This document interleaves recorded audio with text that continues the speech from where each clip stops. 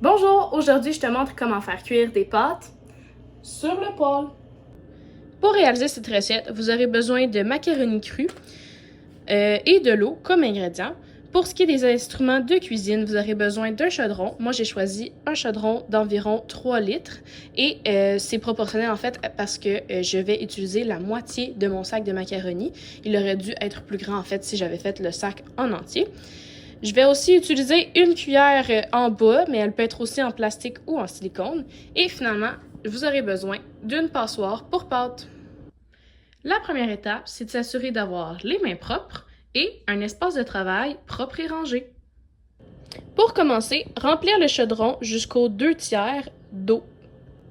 Ensuite, on va venir vouloir faire bouillir notre eau. Donc, on va activer notre rond en intensité maximum, c'est-à-dire à high dans mon cas.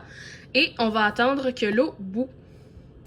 Lorsque ça bout, on va venir mettre la moitié de notre sac de pâtes dedans.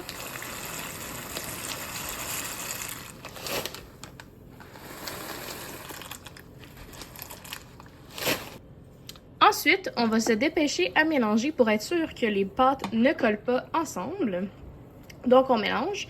Puis, durant la cuisson qui va poursuivre durant environ 5 minutes, ça va être important de mélanger minimum une fois toutes les minutes pour ne pas que les pâtes collent au fond ou entre elles. Pour le temps de cuisson des pâtes, on va se fier de façon générale à ce qui est indiqué sur le sac.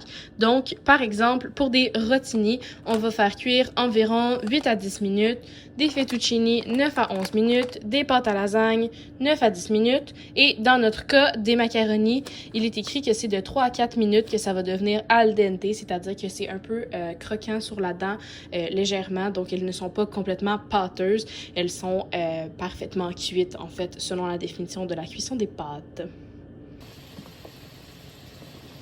Si on voit que les bouillons, comme dans mon cas, sont quand même assez gros et que ça va peut-être déborder, je peux réduire l'intensité de chaleur de mon rond plus proche de médium. Au besoin, si jamais ça déborde comme moi, c'est proche de faire, je vais prendre des mitaines à four parce que mes poignées vont être chaudes et le soulever dans les airs quelques instants. Au fur et à mesure que les pâtes cuisent, elles vont gonfler et devenir de plus en plus ressemblant à ce qu'on connaît là, lorsque les pâtes sont cuites. Après 3, 4, 5 minutes, on va venir récupérer quelques petites pâtes, les faire refroidir soit en soufflant dessus ou en les installant dans notre passoire qu'on va ensuite les rincer afin qu'elles ne soient pas bouillantes. Et on va pouvoir venir goûter si on apprécie cette texture-là ou si on les veut plus molles. Comme en ce moment, je trouve qu'il manque quelques instants. Plus elles vont cuire longtemps, plus elles seront tendres, molles et une texture pâteuse à l'extérieur. Moins elles sont cuites, plus elles seront croustillantes et proches de al dente, comme on appelle. Je viens de faire un test et mes pâtes sont prêtes selon mon goût. Donc, j'éteins le rond et je vais prendre mon chaudron avec une mitaine puisque c'est très chaud dans mon cas. Je vais ensuite venir... je vais déplacer d'abord ceci parce que c'est dans mon chemin. Puis, c'est ça. Je prends mes pâtes, je les vide dans ma passoire. Oh, j'en ai échappé, il n'y a pas de problème. Donc là, il m'en reste quelques-unes. Je vous rappelle que je suis à une main, donc c'est peut-être plus difficile. Je vais essayer d'aller les récupérer.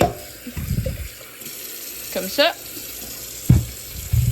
Puis quand c'est fait, en fait, avec idéalement vos 2 mains, vous venez faire sauter comme ça les pâtes pour permettre vraiment d'essorer l'eau qu'il y a dedans.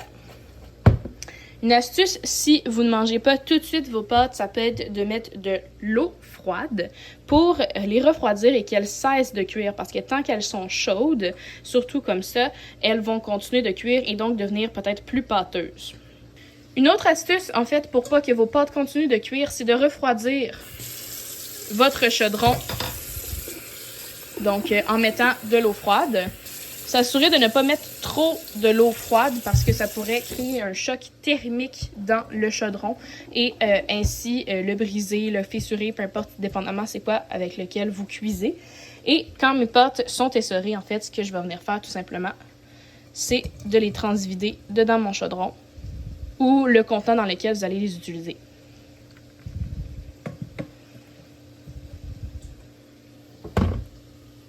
Et voilà, vous avez réussi à cuisiner des pâtes. Bravo!